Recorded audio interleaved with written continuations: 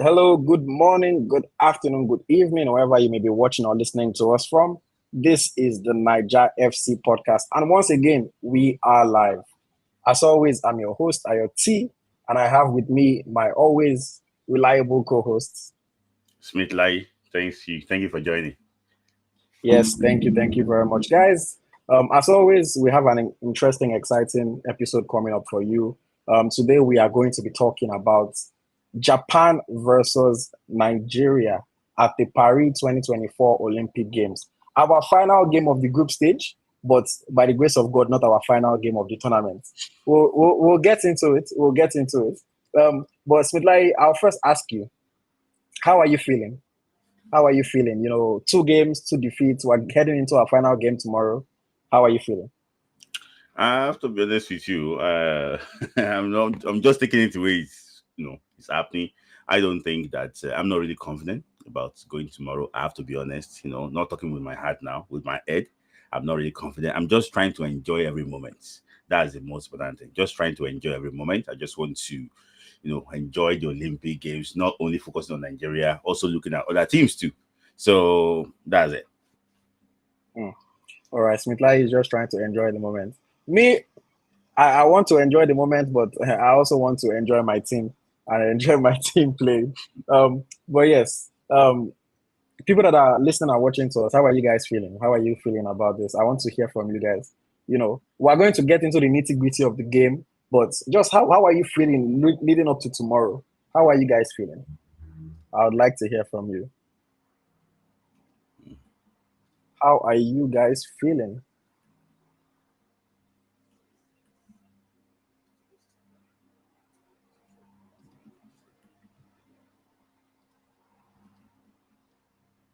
Oh, and sorry, shout out to everybody on X as well.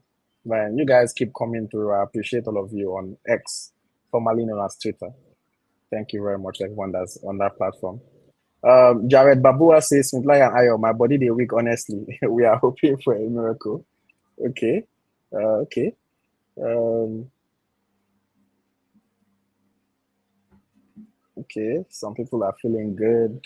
Ada says Spain's late goal was crushing, but hopefully the ladies can play fully tomorrow. Okay. Mm-hmm. Okay. Let us get into the main conversation for today's live. So yes, I mean Japan, seventh ranked national team in the world, a team that has competed at the world stage for a long time. We don't expect it to be an easy game. Yeah. They have quality players, they have a good coach, they have good setup. They are a team that historically in women's football they've always been better than us, they've performed better than us, they have better records than us. But I think the Super Falcons have also shown that they can compete at this level. Winning is the part that we've not been able to crack the code consistently. Maybe other than that win against Australia at the World Cup. But we have shown that we can compete. Fortunately or unfortunately for us, this is a must-win game. So competing alone is not going to get the job done. But we're looking forward to it, and we're going to talk about all the things that we think might happen today. I'll start by talking about previous Olympic performance.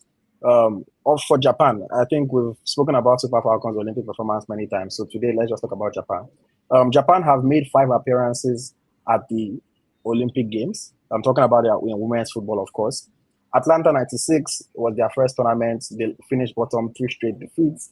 In 2004, they were also there in Athens. They got knocked out at the quarterfinal.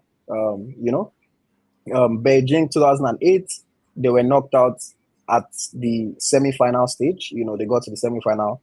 London 2012, they got all the way to the final and they lost that one against the USA.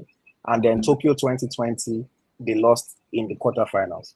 So Smitlai, I'll throw it to you first. When you see the Olympic record that Japan have, one final appearance, semi-final appearance, multiple quarterfinal appearances, do you think their experience in this tournament, do you think that can play a role in tomorrow's game, or it Yes, doesn't matter? yes. I think the experience, overall in women's football now can actually play a very key role because I remember in 2011 there was world champions. So there were world champions then, Olympic finalists 2012. To tell you that that's around that year they were really actually what on the eye in women's football. So they have been there before. When you have been somewhere before, at least you have the experience of being there before. You know exactly what to do to get there. But like I always say too, that football is what is 11 with 11. Those who that perform show up that day. That is the team that will actually will triumph. For example, now if you look at the game we played against Spain, bookmakers did not give us a chance of winning that game at all. And to the 80th minute, the game was still 0-0, and we have like handful of chances to actually even take the lead in that game. So football is not mathematics, but I know that experience will actually come in. But this is the situation I don't want Super Falcons to be in, needing a win to qualify. If it's a draw now, that'll be a lot easier. But needing a win to qualify, it's like an upbeat task, in my own opinion. It definitely makes things a little bit tough for us. I will admit that. But hopefully we can stack up. They have Olympics pedigree, like you said. They've been there, they've done that. They've nearly won it before. But like I always say, when people talk about the Super Falcons, and sometimes some people make comments about how the Super Falcons used to be so good, now they're not so good. I ask the question: when were we so good that we used to win on the global stage? We've always been best in Africa, no doubt about that. But on the global stage, we've never been able to stack up. So it's not really a surprise that they have a better Olympic record than we do. But again, tomorrow is do or die. Tomorrow is must win. So we would hope that the Super Falcons will be able to come to the party. Let's talk about the 2024 Olympics tournament so far. So for Japan, they played their first game against Spain. They took the lead, through a fantastic free kick, and then they eventually conceded two good goals and lost that game 2-1. And in their second game, they went behind against Brazil, and then they were able to perform a stoppage time comeback. First goal in 92nd minute, second goal I think was 96th minute, and they were able to beat Brazil to secure their 3 points.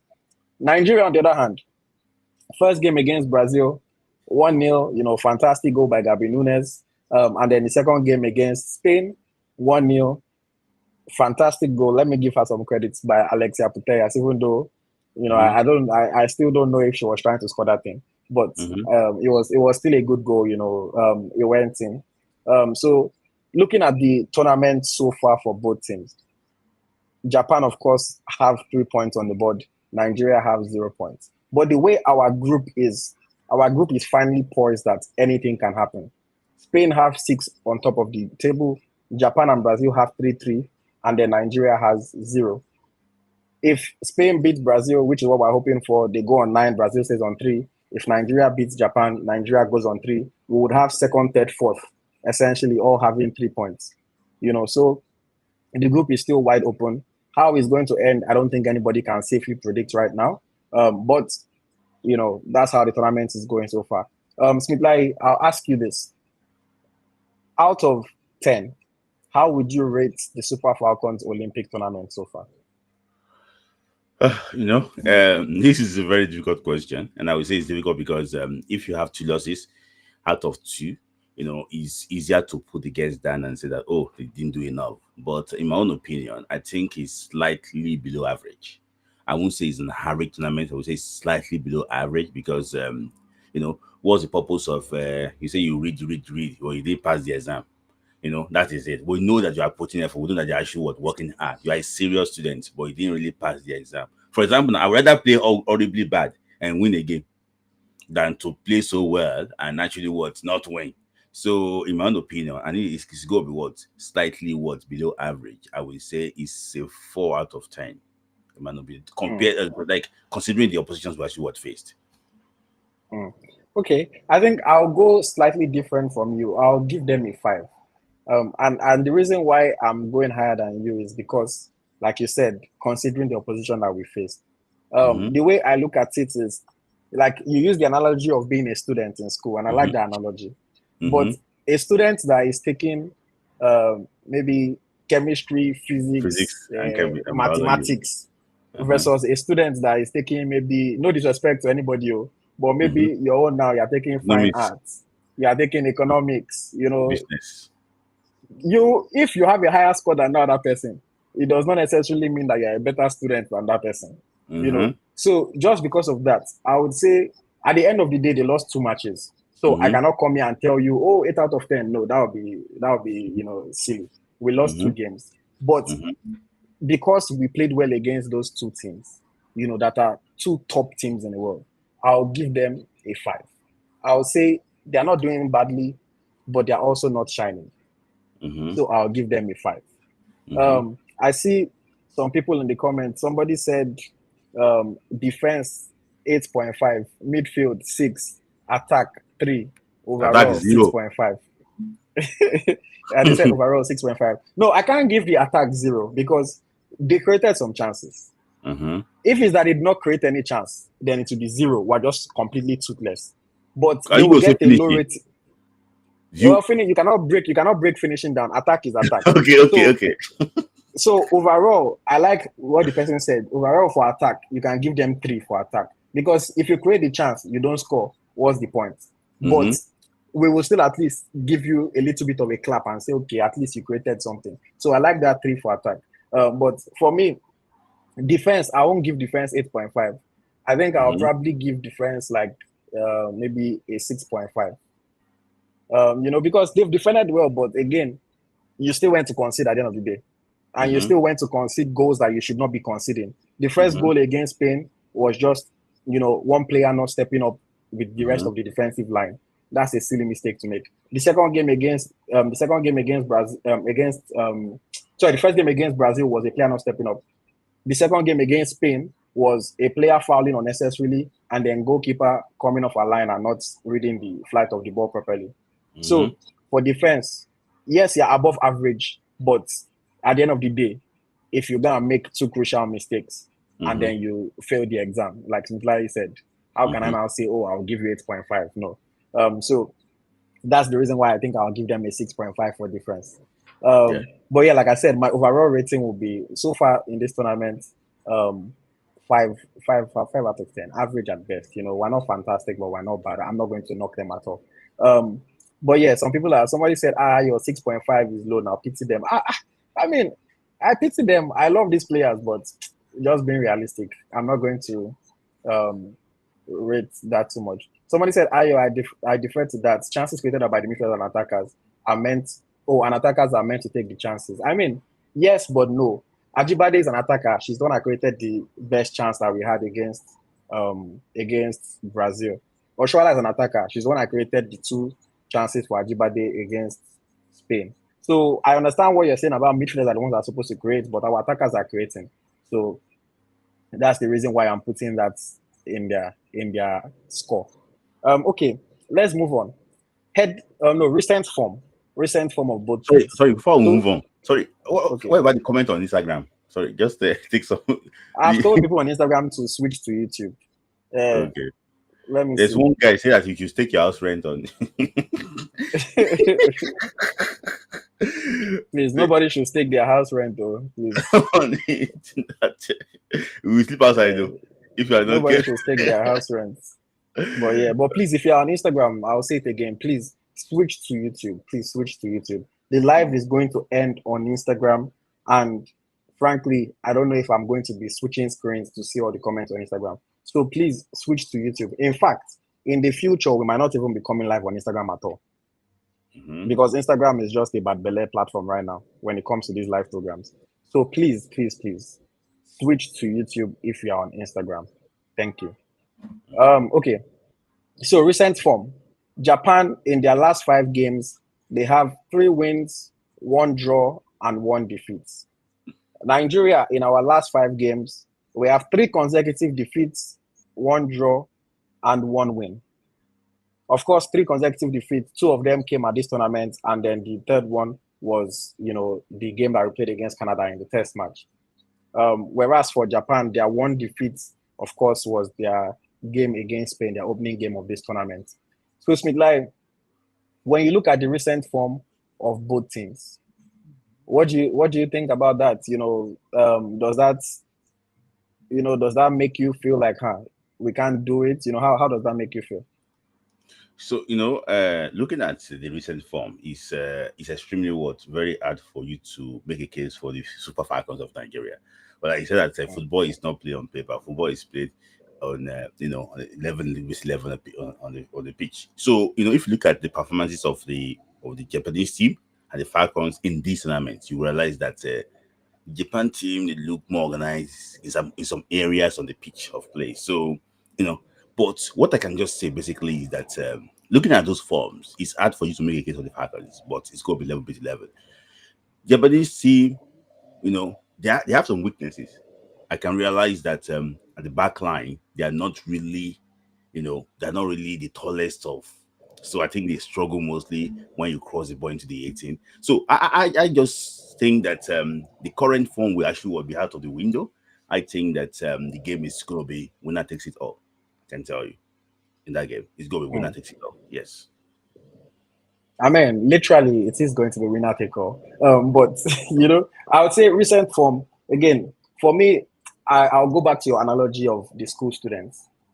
I wouldn't tell Nigerians to put all their mind on our recent form and say, oh, because we've lost 3 matches in a row means that we don't have a chance in this game. I wouldn't say that because again, we played against tough opposition. I mean, one was a friendly, so it shouldn't even really matter. But the 2 games that we've lost in this tournament so far against extremely tough opposition, and we considered to silly mistakes. Yes, I know that those things matter, and who says that we're not going to make another silly mistake tomorrow in the game against Japan? But I would say our recent form is not necessarily a very good or accurate reflection on the team. I think the team is better than how it looks. Just say, oh, we lost 3 games in a row. I think the team is better than that. Again, does it mean that we'll beat Japan? I don't know. But I wouldn't take the recent form to the bank. Same thing with Japan, for example. Their recent form, they beat Brazil. They lost against Spain. They drew against Colombia, and then the other 2 wins that they had were against Ghana and against New Zealand. You know, all of us will beat New Zealand. Now, New Zealand probably the worst team in the whole tournament. Mm-hmm. They're like us on 0 points. Mm-hmm. But I think every team will probably beat New Zealand, and then Yeah. Ghana. We have know that Ghana. Come on Mm-hmm. now, like Ghana, our younger sisters now. We'll Mm-hmm. flog them if we play them. Yeah. So recent form is not always everything, but of course, you want to see your team winning games. You want to see your team doing well on the form table. So it's not something that we can just completely ignore. That's what I will say. Okay. Um, that is it for recent form. Let me just see if people are saying anything in the chat very quickly. Somebody said it's obvious we needed the service of, and then he stopped his statement. I'm not sure. Um, Let me see. Somebody said Instagram no they pay. IoT likes money. I mean, that is, I won't lie to you guys. That is partly a reason for it. But again, the Instagram live always cuts off. That one is not my fault. But yes, we have staff, we pay people, and we need to make money to pay people. You know, so if you guys let me use what's the word, emotional blackmail.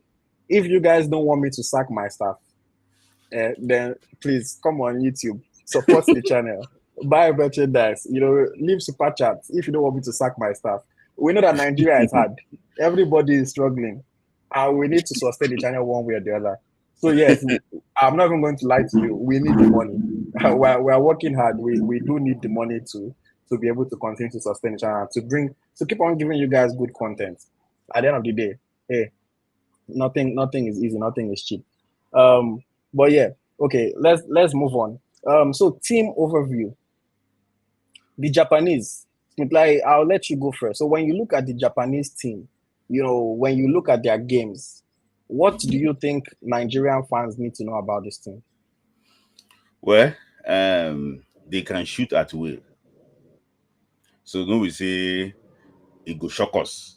They can shoot at will. So Chabakana does they please try and stay on the line. Try and make sure that you are not really anywhere.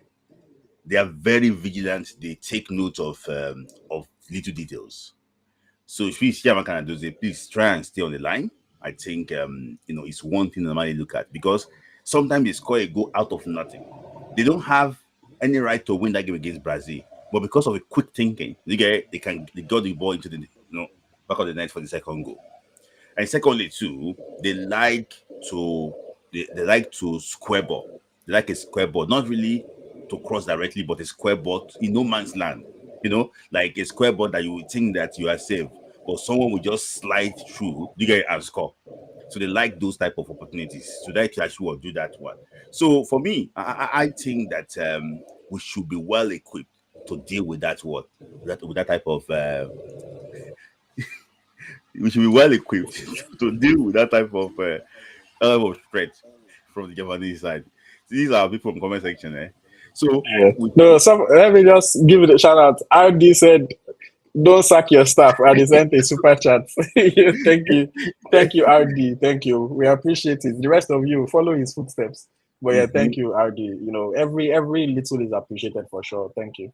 Yeah, Yeah, go on, Subai. I think there's the third one is that apart from like shooting from range, crossing to the box, those square balls. Last one is also what they like to win the ball early. So if you are clumsy in possession, they like to win it early and attack you directly. And they like to actually what they know how to exploit spaces. Those are the things I noticed about the Japanese team. Mm. So Smith is saying that they like square balls. They attack early. And what was the last thing you said, sir? They can shoot from any this They can shoot from any distance. set balls, free kicks, and everything. And a lot of what you said are things that I had in my team, rather in my notes for this Japan team. They typically play in a 3-4-3 formation. They play three at the back. They play with wing backs. The Japanese team is now becoming a much younger team than it used to be in the past. They have some 20-year-olds, 21-year-olds in their team now. But historically, like I said earlier, they are a team that has done well on the global stage. They've played very well in World Cups. They've got to the final of Olympic. They've won the World Cup. So they are a very good team. Best Asian country in women's football for sure. A lot of their players, even though they are bringing in youth now, a lot of their players have played together for quite a while. Either they played together in Japan before they ended up going to like Europe.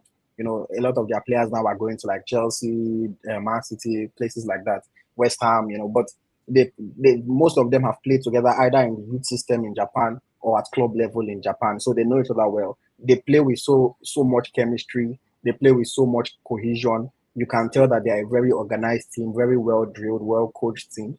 They are also a very gifted side technically.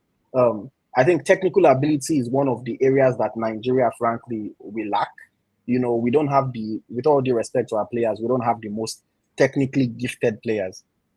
Um, you know, if you look at our players, our most technical players are maybe, I would say maybe you call Okoronkwo, you call Ajibade, you call Tony Payne, you call Echegini, but most of our players are not technically gifted like that.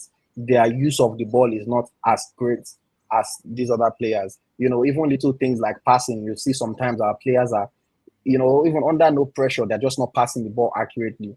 And this is something that the Japanese have, and we have to be aware of. They have a few flair players as well, and they can produce moments of magic. Like you said, long range shots, free kicks, things like that. They can produce moments of magic. They have quality in their team. They move the ball very well across the midfield. They like to play the ball out wide. They use wing backs, like I said earlier. They like to play the ball out wide and try to find square balls back to their striker in the box or to the midfielder on the edge of the box. So it's something that we have to be aware of. And then, of course, set pieces. Whether it's a direct set piece or it's an indirect set piece, they have quality. They have quality. Quick reference that we can point to: the fantastic free kick goal that they scored in the game against Spain. The girl that scored that goal is 20 years old. But look at that stunner that she scored against Spain. And another quick reference that we can use to talk about their set piece ability. If you guys remember, if you've been following the team, you know that we played against Japan in 2022 before our World Cup appearance in 2023. And the first goal that they scored us was from a free kick where they crossed the ball into the box. And then Tanaka or Tanaka? Forgive me for butchering her name. Tanaka. She was able to control it and score a goal. So whether direct or indirect, they have quality from set pieces, and it's something that we need to be aware of. Weaknesses. I wouldn't necessarily say that Japan have any glaring weakness, but the one thing that we all know is not only in football, they are just not the most physical side, and they are not the tallest side. So in terms of strength, we have the advantage over them. And we being African as well, I guess everybody always assumes that we have the physical advantage. But in terms of strength, we do have an advantage over them. And then also in terms of aerial ability, we have an advantage over them. So in this game, I want our players to also try to win set pieces on our side. Be careful not to give them any set pieces or too many set pieces, because I cannot say, oh, the whole game will go without committing a foul. That's unrealistic. But be careful not to foul them in dangerous areas. Unnecessary fouls like the one against Spain have to be completely cut out. And then, of course, we have to also try to take advantage of our own set pieces. If you are in a position and you have the ball and there is no support, just turn your body, let the player barge into you, win a free kick. We see players do this thing all the time where you just know that, okay, I cannot go anywhere, but just put your body between the ball and the player. And the player comes and runs into your back. Once they touch your back, you just lie down. Referee blows and gives you a free kick. So our players would need to be clever a little bit. But that's what I think about Japanese team. They move the ball well. They are technically gifted. They have chemistry, cohesion. They play like a very well-oiled machine, and they are dangerous from set pieces. But they are not the most physical side, and they are not, the tallest side in the world. So we can try to take advantage of those things. Let me quickly go to the comments again. I see we have another super chat from Real K, €5 from Real K. It says, guys, especially those Nigerian soccer fans in diaspora, kindly support this channel with super chats. Thank you very much, Real K. We appreciate you. Thank you. You gave us a super chat in the last live as well. So thank you very much. Much appreciated. And thank you everyone. Even if you cannot give, I appreciate you as well. But I appreciate the ones that give a little bit more. But yeah, thank you very much. Somebody said, Ayo, please, I made a very lengthy comment. Your last video of our loss to Spain is extremely long. Read it and tell me what you think. You have to type it again because I cannot go and be looking for the comments right now. So if you can type it here, I can respond to you. Let me see. Chemical says, after the Olympics, we should start looking for strikers who are clinical, fast, intelligent, and not to take on defenders. I don't want to get into that because we're talking about Japan right now. But after we finish the match preview, you can leave this comment again and I'll respond to it. Somebody said you forgot Ashley Plumter Ayor. I think she has that technical intelligence. We miss her. Ashley Plumter definitely has that technical intelligence. I think I was more so just talking about the players that are in the squad right now. But for sure, Ashley Plumter has that technical thing that not all our players have. On the women's side, the Falcons have physicality as a strength. The Super Eagles not as much. Yeah. Another super chat. Thank you very much, RD. Much appreciated. The $1.99 says our strength is a potential nemesis for free kicks. So he's saying that the fact that we are strong could lead us to to conceding fouls. That's an interesting point. Smith, do you have something to say about that? Yeah. We have to be very careful in areas around the box because they'll be looking at that and they'll be licking their lips that that we are very physical around that area. They want to, it's easier to create to give foul in that area if it's not a penalty. Not doing that is more dangerous. So referee can decide to say, okay, it's a foul around that area, but they know what they are working about. But if they, it's their free is like a penalty. So we should be very careful of that. That's it. Somebody says, I don't know, I didn't want to take your comment before, but I'll just take it. It says, why would they have technically gifted players when Wardrum prefers players with power? Esther Inezide, she's supposed to be on this team right now. No. Esther Inezide should not be on this team. We can dive into it deeper at the end of the program, but no, she cannot make this team. She cannot even make her club side team yet. But you're asking for her to be on the national team. No, national team has to be based on merits, not based on people's emotions and feelings. But yeah, Shoeton Obatune says Japan will not attack so much because they only need a draw. Possibly, I think if they draw against us, for sure they will finish at least minimum third. So possibly, but I don't know exactly how they will go about it. Okay, let's keep the flow going. We've looked at the Olympics performance so far. We've looked at team overview. Head to head, I don't think we've spoken about head to head. No, not yet. So head to head between the Super Falcons and Japan. We've played Japan 3 times in the past. Once in 2004 at the Olympic Games. And We guess what won. happened? We beat them 1-0. Okay. In 2004 at the Olympic Games, we beat them 1-0. So Yeah. maybe we have Olympics luck over them. Who knows? But yes, in Mm-hmm. 2004, we beat them 1-0 at the Olympics. We also Mm-hmm. played them in 2013 in an international friendly, and they beat us 2-0. Mm-hmm. And then we played them last time in 2022, another international friendly, and then they beat us 2-0 there as well. So Mm-hmm. 1 win for Nigeria, 2 wins for Japan. Smith, like, Mm-hmm. does our head-to-head give you any confidence? Or that 1 win that we happen to have against them at the Olympics, does that give you any hope for this match? Yeah, I just think that our last match in the major tournament used to be one of our best games. When the team the Chiefs actually were done, they just come from nowhere Mm. and put up a very good performance. When you have already knocked them down. So for when they won us in 2013, I think that was one of the dark days of Super Falcons. That nothing was coming through, and also the last time we actually we lost to them in 2022.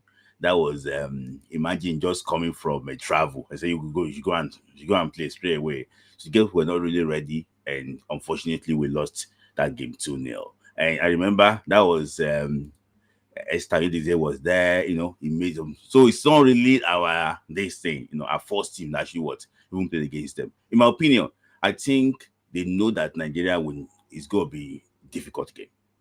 It's not gonna be the one of the usual. It's gonna be a difficult game. And anything can happen in this game. But I don't want to put my hopes up too much. That's why I'm just saying that I'm trying to sit on the fence in this case. So my Olympic record, I think, might continue tomorrow against them. I, I would. I mean, I'm sure all of us that are watching would love for it to continue. To It will be a continue. big one. It will be a crucial one. We need the points. So Yeah. hopefully that record can. But I would say, as far as head to head, 3 games is a small sample size. You cannot Mhm. really conclude just on the 3 games alone. There is no rivalry between us and Japan, so anything can happen. But I would really hope that the girls can turn up tomorrow. And can get a positive result in that game. Okay, let me quickly go back to comments. Let's see what people are saying. Um, I don't want to take few people that just want me to argue with you. But yeah, somebody is saying we need a better coach. Also, we should go back to our youth and start picking us good ones among them. We need a better coach. Okay, who is the better coach? Like, suggest one better coach. Go back to our youth and start picking the good ones among them. We identify our good youth players. We know them. In fact, some of them have even played in the team before. But there has to be stages to this thing, man. There has to be stages. There's a reason why Madueke is not in England's first team yet. There's a reason why Ugochukwu is not in England's first team yet. There's a reason why Michael Olise, as good as he is not in France's first team. He's playing Olympics under 23. There's progression, man. There's progression. We cannot just every 18-year-old that we think is good. Oh, Super Falcons. There's progression. These players are not ready yet. But yeah, somebody saying Echegini should be made to play ahead of Tony Payne, and Oshuala should start the game for aerial balls. Okay. John Jones says we always beat Japan in the Olympics, male or female. So I think John Jones believes that our luck, our Olympic, jazz over them can continue tomorrow. I also have a comment here that says the Japanese rely on speed and rebounds to win games. If we can slow them down playing from the midfield, we will win this game. But Onumonu should not play this game. Another person said, please, what does the coach see in Ifeoma Onumonu? Because I don't see her impact in games. Again, I think Onumonu is a player that gets picked on unnecessarily. I was on live yesterday speaking about it. I've watched back her game against Spain. 11 times that she took actions in the match, 9 times out of 11 she was successful in the action. One was a time that she lost the ball. The other one was even a successful pass, but she could have played a better pass in that moment. So it was even she was successful in 10 actions out of 11, but she just could have played a better pass in one of them. But then people come and pick on her and say, oh, what does she do? I wish I could play the video for you guys, but if I play the video, YouTube is going to flag it for copyright because again, we don't own the content from the matches. But I encourage people to try to watch these players properly, try to think of what the coach might be asking them to do, and then judge. Um, the chance that Ihezuo got in that last game, Tony Payne was only able to play that pass because of a fine back heel pass from Ifeoma Onumonu. There was also another counter attack that Ifeoma Onumonu started for us in that game. But unfortunately, I think it was I don't know if it was Alozie or somebody that misread this thing and left the ball behind. Alozie. Again, yeah. So I don't know what people want. You know, if you're asking her to come and be a game changer, you know, maybe that's what you're looking for. Nobody has been able to be a game changer for us, you know, but again, she does the job that she's asked to do. And that's the reason why the coach keeps playing her. And that's the reason why fans don't coach the team. But let's move on. I don't want to harp on that too much. Okay, so let's talk about players to watch. Players to watch. So on my side, I think just like I kind of did for the last game against Spain, I picked out 4 people on the Japanese team and 4 people on the Nigerian team that I think could be or would be important players to watch in this game. I'll start with Nigeria. So on the Nigerian side, my first player to watch, our captain, Rashidat Busayo Ajibade. Not the best game from her against Spain. I think everybody can admit that. You know, the 2 opportunities that she had, 9 times out of 10, I would trust her to do better. Unfortunately, she didn't convert, you know, in this game against Spain. But I still think that Rashidat is the biggest threat that we have in the side. If the Super Falcons are going to create chances, if the Super Falcons are going to score goals, which we need to score goals, I think that Ajibade would play a key role in making this happen. Either being the creator or being the one to get on the end of these opportunities. Rashidat is probably going to be involved. So I think that we definitely need to pay attention to her. Another player that I've marked as, you know, a potential key player in this match, our young midfielder, Deborah Abiodun. She has put in a good shift in the first 2 games against Brazil and against Spain. And I think that she needs to continue in the same vein when we're playing against Japan, because Japan have strength in their midfield. When I go to talk about the Japan key players, you'll see what I'm talking about. They have strength in their midfield. So I think Deborah Abiodun has to have another good game, you know, if we're going to get a positive result out of this. The third player that I've selected on the Nigerian team that could be a key player for us in this game, Osinachi Ohale. Ohale, I think, is one of the unsung heroes of the national team. You know, every game she does her job and you don't really hear people cheering for her at the end of the game. But she does her job so well. If you look at the 2 games, I don't think she has done anything that is obviously bad in the first 2 games. The only thing that she lacks is passing, but that's understandable. You know, she's a center back. Center backs are not usually the best passers, or at least maybe modern day center backs, but she's 30 or 31 now, so she's from the older generation. You know, so in her day when she was coming up, it was not really a big deal for center backs not being able to pass the ball, and it's probably too late for her to develop that skill. But yes, I think Ohale is going to be a key player for us in terms of breaking up attacks that the Japanese make. And also, like I mentioned, the Japanese are good from set pieces. So a player like Osinachi Ohale is somebody that can help in terms of heading these balls away, you know, clearing these balls and just making sure that we are more compact at the back. And then the 4th person that I selected from the Nigerian side to watch, it's not a player, it's the coach, Randy Waldrum. I think maybe in this game more than the other 2, Randy Waldrum's tactics, Randy Waldrum's setup can make or break us in this match. We have to win. We absolutely have to win. And more than likely, we need 2 goals ahead for us to go through.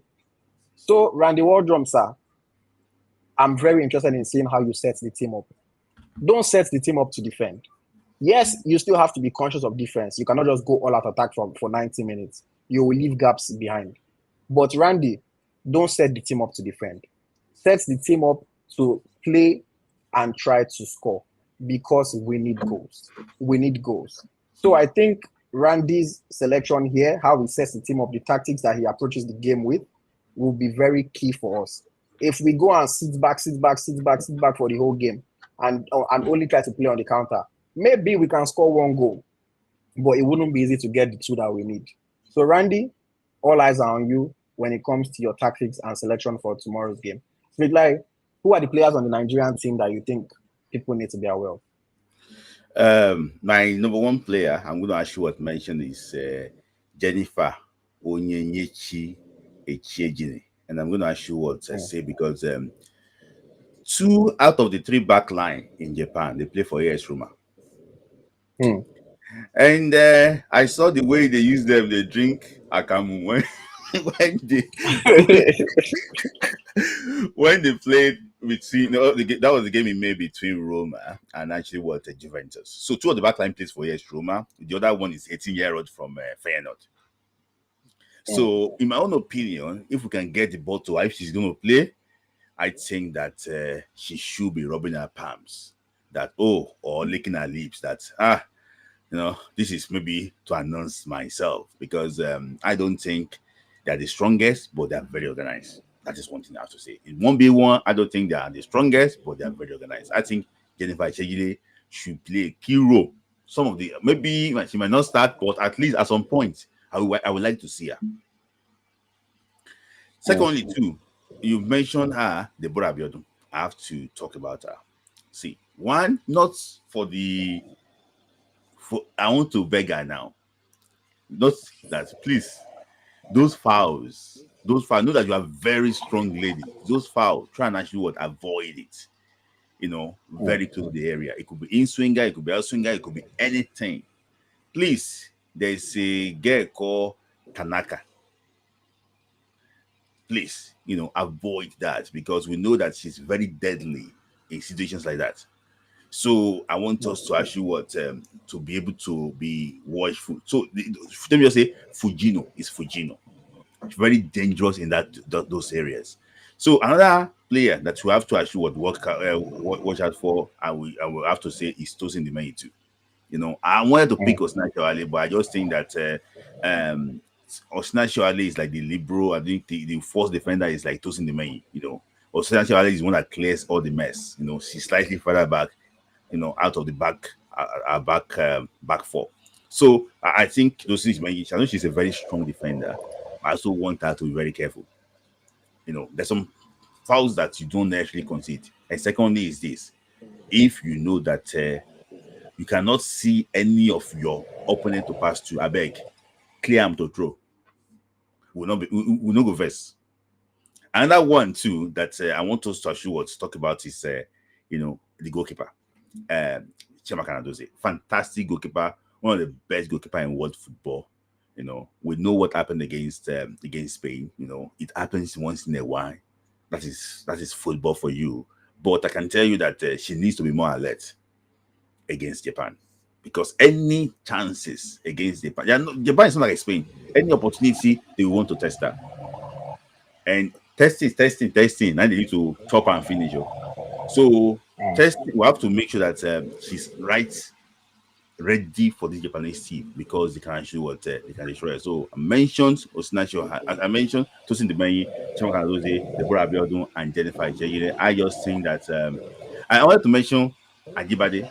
Well, I think that I've mentioned her twice in the first two games, and I think that this time around, I just think that I have to just mention somebody different because I expect her to do what she's doing, but to do better this time around. So that's the yeah. All right, all right. Let me go to the comments quickly, and then we'll take on our Japanese players to watch. Ada says she's solid defensively, but going forward, Ukiti tends to dwell on the ball. I would try Nicole Payne at left back. Okay.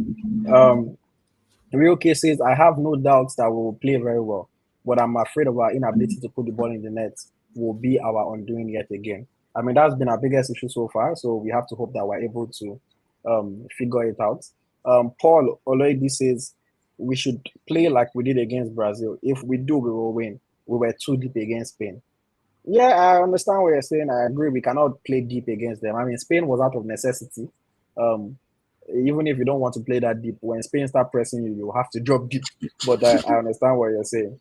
Uh, Celebrity Chef says number 12 from Japanese is dangerous. Okay. Um, Let me see.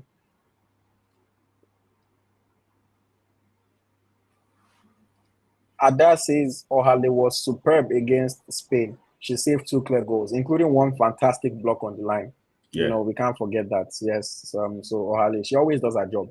You know, but again, like I said, I just think she always goes under the radar. You know, she has a fantastic game and people don't ever seem to be championing her and saying, "Oh, Ohale is always Abiodun or Ajibade or Chebe," but people always forget that she's always doing a job.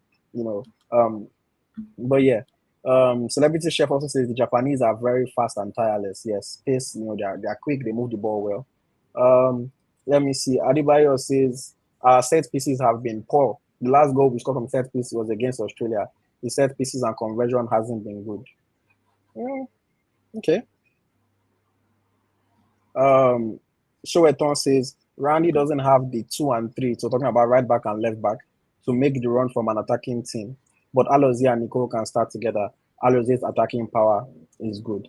What I will say is for somebody mentioned earlier that maybe they should play Nicole Payne at left back. I think the coach or maybe Nicole or maybe both of them don't want her at left back. Because if you saw in the first game, when she came on, Alozie went to left back, she went to right back. In the second game, she came on for Alozie and she played at that right back. So for whatever reason, maybe, it's always very interesting, these things, because people have watched OKK now. They saw that in the first game, she didn't have a good game, so they don't want her there. But who knows, maybe Nicole is actually worse at left back. And that's why the coach is not playing her there. You don't know because she has not done it yet.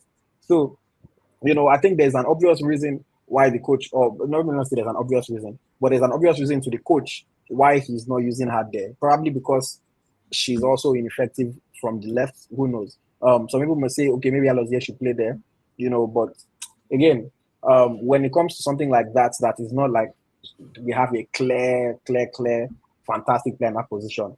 I would just lean with what the coach is doing and say, hey, he's gonna assist them every day, man. I'm sure he knows better than us who can play left back and who cannot. But yeah, moving over to Japanese players to watch. Japanese players to watch. I'll start and say I picked out 4 players again on the Japanese side. 4 of them, if you know anything about this Japanese team, or even if you just did a little bit of research, you can probably guess at least 2 or 3 of the players. But yes, the first player that I have selected is Miyazawa. Miyazawa. She wears the number 7 jersey for Japan, and she is a fine player. She's a fine player. 2023 Women's World Cup Golden Boot winner. She is one of the key creators and the key attacking threats for Japan. She plays a lot of their passes. She controls the game a lot for them. She's going to be playing in that midfield, and she's somebody that we have to watch. We have to watch. A lot of the good things that Japan do comes through her. And I think, we have to be careful. Abiodun, Uchebe, whoever is in that midfield has to watch her well. Another player on the Japanese side that we have to watch, that I have picked out, her name is Hasegawa. Hasegawa, wearing the number 14 jersey for Japan. So Hasegawa is a player for Manchester City, and she has gradually developed into a very, very fine midfielder. I spoke about how Miyazawa is one of the key creators for Japan. In my own opinion, Hasegawa are the main person when it comes to the creation. In their game against Brazil, I think she created about 4 chances in that game. The way they play, how quickly they move the ball, Hasegawa is always on the end of this, or is always the one playing these fantastic through passes, finding players in space. She's a fine midfield player. We have to watch out for her. That's just the reality of it. If we don't pay attention to Hasegawa, if we let her to control the game, it could be a long day for our midfielders. It could be a long day for us. So Yui Hasegawa has to be watched by the Super Falcons. The third player that I picked, she might not even start the game, but I just picked her because set pieces, she is a threat. Smith, like you mentioned how when he was talking about his Nigerian players to watch earlier, her name is Fujino. 20 years of age, fantastic from dead ball situations. Whether she's shooting directly at goal or she's crossing, if you don't pay attention to this girl, she can punish you. Again, if you have not watched it, just go back and watch the free kick that she scored against Spain. She is good from set pieces. Hey, nobody is perfect. Even Ronaldo has only scored one of his last, how many free kicks? We saw it in the Euros. Even Messi does not score free kick every time. But when these players have the ability, they can always pose a threat. So everybody on the Super Falcons needs to be aware of her. Is a further reason why we cannot afford to concede any unnecessary free kicks in that game. And another player that I have pointed out that I think we need to be aware of is the girl or the lady who scored 2 goals against us in that friendly in 2022. Tanaka. Tanaka is now on the older side. I think she's 30 years old or 31 years old right now. So she's not as quick, as deadly as she was some years ago. But she is still the leader of the attack. She's still the one that drives the team forward. And I think if we just take her for granted, we can be undone by that because she still has the quality to come up with 1 or 2 big moments for her side. So Tanaka, I think we also need to be aware of. Smith, like, how about you? Who are the Japanese players that you want to highlight?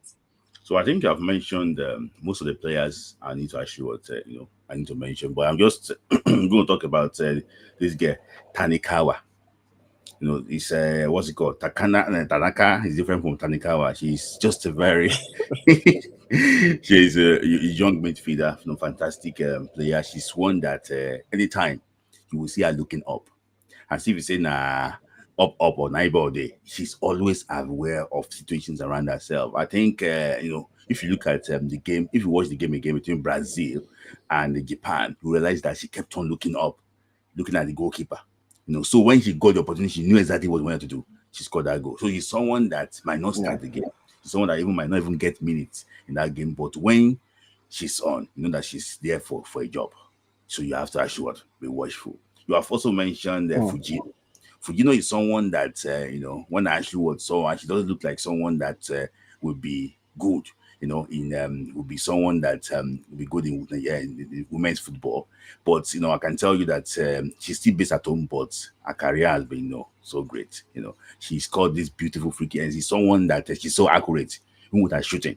So now talk of even free kick, she's so accurate with her shooting. So we have to close her down. And secondly, too, please and please, I want to tell you Falcons now.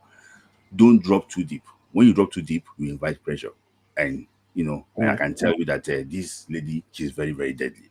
So we need to actually watch out for Fujino. And secondly, too, I mentioned one name called Kumagai. That's Kumagai. She's the controller. Their captain. Their captain. She's the controller. She's the orchestra. She's the leader of that team. She's the one that talks, that dictates everything. So she's the one that I believe that Ichegene should use as a cherry, on a cake in that game, because I think that she's someone very. If you watch out for Roma too, very commanding player, experienced player. She's someone that is not scared to tackle. She's always sensing danger, and I think that physicality, she might not be at the best, but I think that so with someone like McLean, we can actually work out. So I'm picking her as someone that we can actually exploit. When what's it called? When we actually play against them. So you have mentioned this player now. She's now in the 30. She's now 30 years of age. Tanaka. Despite 30 years of age, she's one of the one of the surviving members of the I will not call them the golden generation of the Japanese team, Tanaka. So I think he see got it. He see someone that can cause trouble. So I think we need to be aware of that. But the problem is this: all of them look alike, except Smidlai, Smidlai, yeah, you cannot say that. You cannot say that in 2024. yeah. So okay. So what I see is that Asagawa. I want to mention Asagawa. Asagawa is someone that she's so slim. You think that, oh, she's not really someone that's, but she's very strong. She's very strong on the ball, and she's someone that we should be very careful. Don't allow her to actually what to look up. That is one thing about her. Don't allow her to actually what look up. So, in my own opinion, I think that these are the players who actually what need to work on. But for me, I think if I have to pick out one player that we have to be very careful of, and I think that he might even score in that game, it's going to be what? It's going to be Fujino. Oh, Yes. oh. So sorry, I take that one back. Oh, Okay, okay. please cut it out. Oh. I'm very good. I beg you. I will go carry the way with you. I beg you. Okay. Yeah. But yeah, well said, well said. And I'm happy that you mentioned their captain, Kumagai, because when I was coming up with my list, if I had a fifth person, she would have been my fifth person. So I'm happy that you referenced her because, like you rightly mentioned, she's their controller. She's the one that runs everything. She's 33 years old. Happens to play for Roma as well. But um, whoever our striker is, whoever our attacking player is, if you can get the better of her, then it makes our chances of being successful in this game that much higher. She's a quality player. She's a key player for them, leader of their pack. Playing in the midfield of their back three. I say in the midfield, in the middle of their back three. So she definitely could be a key player for them in this game. Okay, moving forward very quickly. Um, Let us now look at keys to success. Keys to success. Um, Smidlai, when you look at this game, we've spoken about the good players that Japan have. We've spoken about the good players that we have. Who could be the players that impact the game? What do you think the Super Falcons need to do? What do you think they need to get right in order to be able to get a quality or a positive result in this match? Put pressure on the ball. Put pressure on the ball. Even if the player is like, for example, now Asagawa can go back and try and dictate the play. Put pressure on the ball. If you don't put pressure on the ball, there's gonna be one long ball that will can actually be harmful, can actually really actually be dangerous for us. Put pressure on the ball in the midfield. If you sit back, if you draw, if you that's what happened against Brazil. Put pressure on them. Getting long balls to their right winger. Put pressure on the ball. That is actually very important. Secondly, too, Ajibade, please cross the ball early. Cross the ball early, because if Ajibade could get behind their back three, there's this girl. I don't know her name. Maybe her name is called Yoga. I'm going to double check now. Sorry, her name is called Koga. Koga. Sorry, you're muted. Yeah, Toko Koga. Koga. Yes, I know that. Ajibade should be looking at her now and be rubbing her palms. So if she could get around to Kokoga, I think they're going to be in trouble, because there's always space between their left wing back and their left center back. That is the space that everybody should be trying and exploit. Because if you get behind that girl, what's it called? Kumagai will want to come and help, which is going to leave them short at the back. So, and secondly, too, the third one is that please let's work on how to attack the far posts. Let's work on how to attack the far post. That is very, very important, because that far post is very important against the back three. You come on the blind side of that right center back, which is going to be Minami. the defensive partner for Kumaga in AS Roma. So Moeka Minami. Moegamina, sorry. If he's No, watching, Moeka Minami. Her name is Minami, Minami. yes. Her first name is I'm Moeka. Moeka, yes, Moeka Minami. Please, okay. I think I got one right now. So I think that those three things: put pressure on the ball in the midfield, make sure they don't have that space to actually just throw long ball.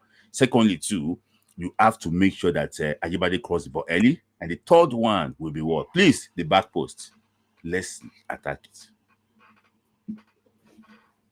Yes. Okay. Very well said. If anybody wants to say anything in the comments, feel free to keep engaging with us. But before the comments roll in, I think a couple of things that I highlighted that I think, yes, that can be keys to success for us. And I think, Smidlai, I agree with you completely on the first one. That's also the first thing that I had. We need to press them on the ball. Mhm. I have some faith in Randy Wardrum that he will do this, because when we played against them in 2022 in that friendly that they beat us, he did it. He pressed them high. Again, I'm not saying press them in their own box, no, but don't allow them to move the ball comfortably in the midfield. Once Mhm. they get close to the center circle, we need to start applying pressure from the front. They are good Mhm. players, but they also have the potential to make mistakes. But Mhm. these mistakes will not happen if you allow them to be so comfortable on the ball and just have fun and just be passing it sideways and just be enjoying themselves. Mhm. So I think we definitely need to press them high, put pressure on the ball, know when to press, know when to wait for them to come at you a little bit, but don't just sit deep. We definitely should not just sit deep and soak up pressure. Again, football is about moments. There might be a time in the game where maybe Japan are just pressing us so much that we need to soak pressure for 5 minutes. Yes, that's completely fine. It's normal.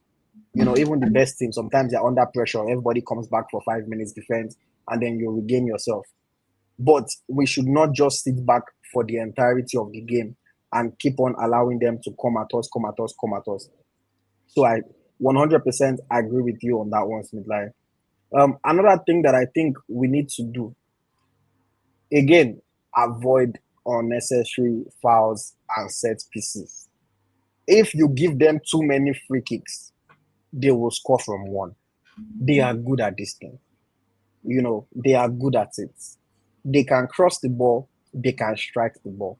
If you give them too many free kicks, they will score from one, whether direct or indirect.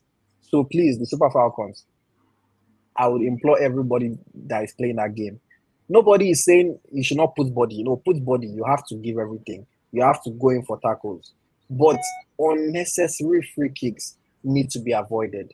What is an unnecessary free kick? An unnecessary free kick is the one that we considered against Spain that led to the goal. A player is literally going away from your goal. No need for you to go and push her. No need for you to touch her. You might say, oh, but the push was not enough for the ref to give a free kick. But then if the ref gives it, you cannot do anything about it. So we need to make sure that we don't do that. And on the other side, take advantage of our set pieces. The Japanese are not the tallest. They are not the most physical side. Tony Payne, we need to see your crossing prowess in this match. From Mhm. corner kicks, from free kicks, deliver these balls and give our players a chance. Don't, there's some balls that even if nobody touches it, you will still say, wow, that was a good cross. Put it in the right area, nobody was there. Ajibade, even if you're not taking set pieces, you need to be whipping in quality crosses into the box. We need to take advantage of that. Ohale can score headers. Bimeyi can score headers. But if you don't cross the balls to them, that's not going to happen. So we need to put in quality set pieces. We need to control the midfield. We need to control the midfield.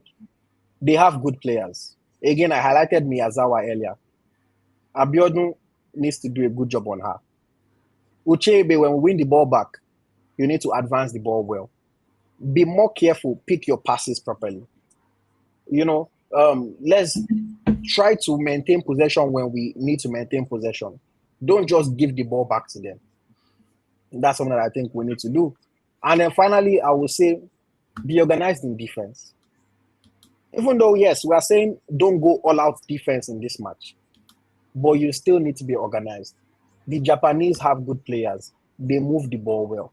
If somebody is not on the right line as the rest of the defenders, if somebody is out of position, they can exploit those gaps, they can exploit those spaces, they can score a goal. So we need to be organized in defense. Okay. So yes, those are my keys to success. Organized in defense, control the midfield, take advantage of our set pieces, avoid giving them unnecessary set pieces, and then press from the front. Press from the front. Don't let them just come at us. Okay. Um, Let me go back to the comments very quickly and see what you guys are saying. Showeton Babatime says Fuji is a very talented, or Fuji is very talented. Her goals are classic. So that's Fujino, who we both highlighted, for her good striking ability and good set pieces. Mark says, I think we have to be cautious of the fact that they too know what is at stake. Yes, football is a game of balance. It's a game of balance. We need to score goals, but like we said, we cannot neglect the defense because we need to score goals. So it's about knowing the right moments to come back and defend, knowing the right moments to go and attack, but we cannot soak up pressure for the entire game. I think that's the most important thing. Emeka says, I'm here from IG to reiterate. We are winning 4-2 for Kombale. Okay. He's already telling us that, see, calm down, calm down. We are winning 4-2. Okay. Olubenga says, Asians don't like dramatic football. Someone that can hold the ball and create a chance. Then he's now saying what I'm not going to read out. But he said Falcon can create penalties to score. But okay. Say someone that can hold the ball and create a chance, and the Super Falcons can create penalties to score. Okay. It's almost time for you guys to call in. So if you would like to call in, just make sure you have a good camera. Make sure you are well dressed. Make sure that you turn off whatever device that you are listening or watching us on. Just turn it off so that we're not getting an echo or we're not getting unnecessary feedback. I'm posting the link now on all platforms. So if you'd like to call in, just click the link, follow those instructions that I laid out, and we will bring you on in a bit. Okay. Smitlai, Yeah. let me see we've spoken about almost everything now. I think all that Yeah. is left is for us to say our preferred lineup, and sadly we have to predict again. I know that these predictions so far we've not got them right though, because Super Falcons not they fall our hand. But we have to. So first of all, lineup. Who would you like to see, in the starting 11 for this game? Like, Um, I think that Brazil matched Japan with the same formation in their second game, and for the better part of that game, they went toe to toe with Japan in that game. With that, but they fell behind when that moment of madness happened towards the end of the game, and they lost that game 2-1. But majority of that game, Brazil played well. So I don't know how it's going to happen, but I know that Randy Waldrum once played that formation before in the extra time against England at the World Cup.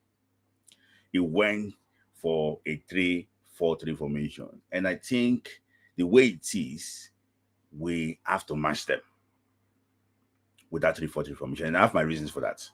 So I will go for a 3-4-3 formation to match Japan. And the reason why I'll go for that is that I will want us to congest our midfield too. That 3-5-1 could, that 3-4-3 could be 3-5-2. So I'll go for Chamakan Anoze, as a goalkeeper as usual. That's the number one. The three-back system. yeah. I'll go for Chidima Okeke as the what's it called? Chidima Okeke as the left center Left back. center back. Right center back would be Osinachi Ohale. And in the middle, I will put Tosin Ibeyi. Yeah. So in the midfield, I will go with let me just say I'm going with the 3-5-2 formation. In the midfield, in the center of the midfield, I will go with Tony Payne. I'll go with Tony Payne. I will go with our girl, Christy Ushebe, and also the Bro Abiodun. The right wing back. Sorry, the right wing back will be Tony Payne. Sorry, right wing back will be Tony Payne, and also left wing back will be Nico Payne, or it could be the other way around, and it depends on how comfortable the can actually be. And in the midfield, I will replace. It's going to be Deborah Abiodun,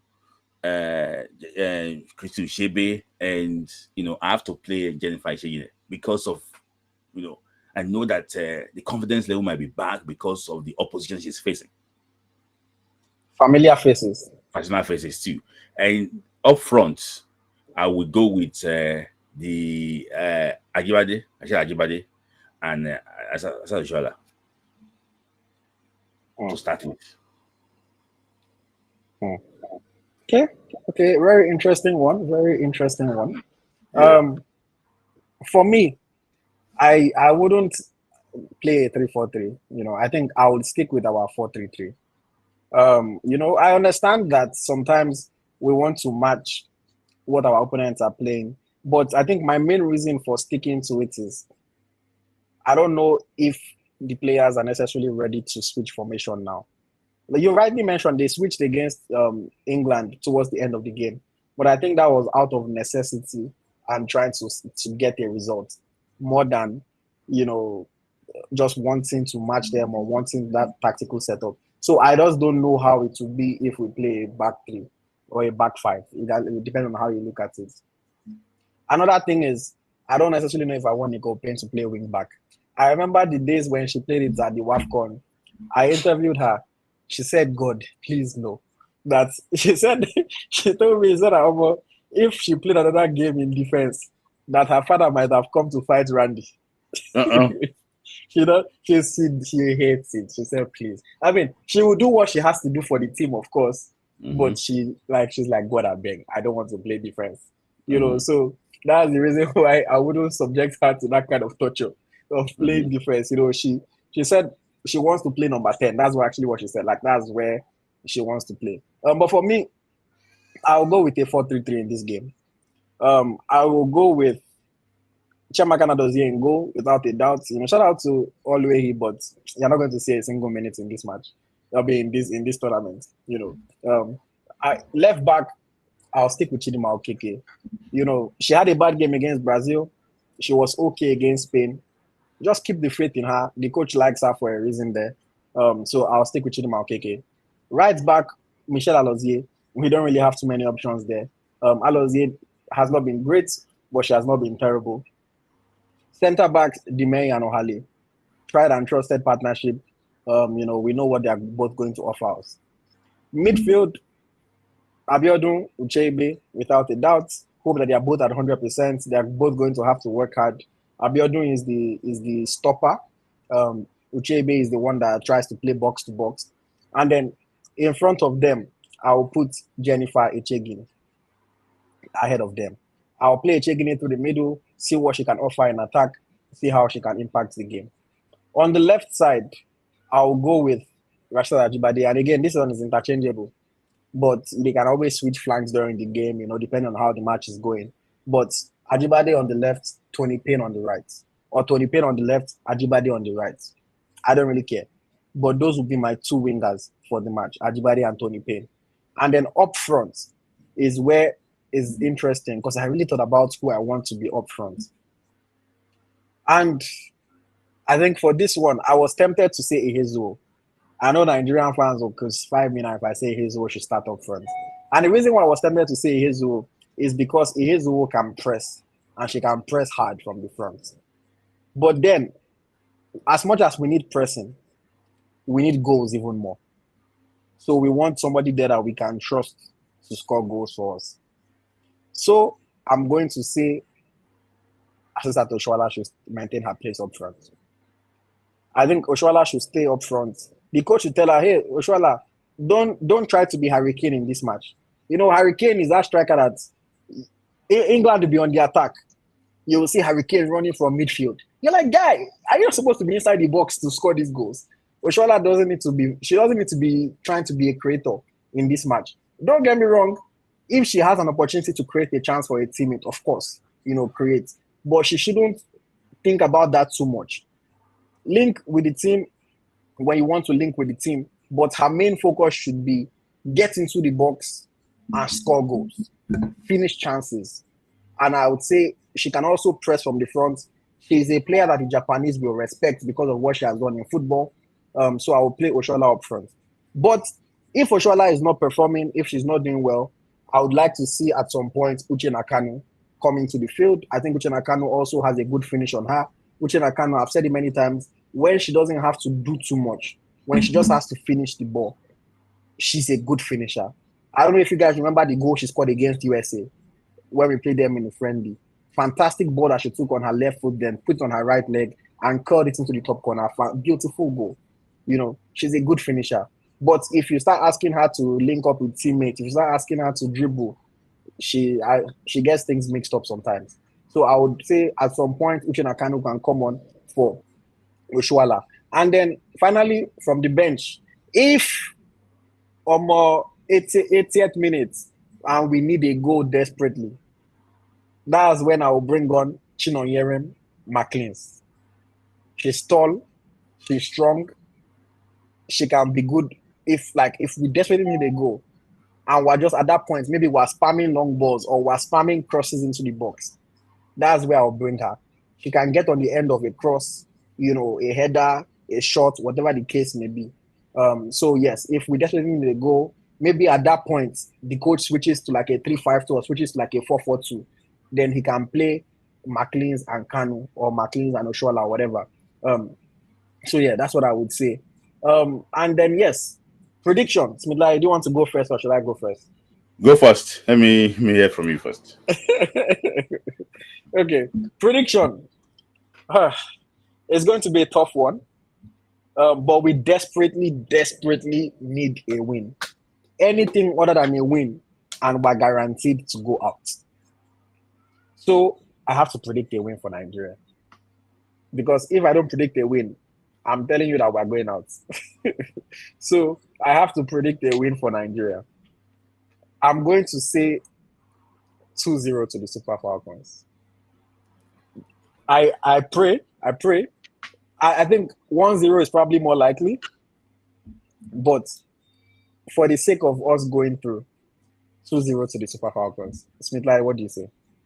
I don't even care about prediction anymore now because we've got everything wrong from the stats, and it's so hard, to achieve what, I was tempted to say Spain 1-0 last time when I said 0-0.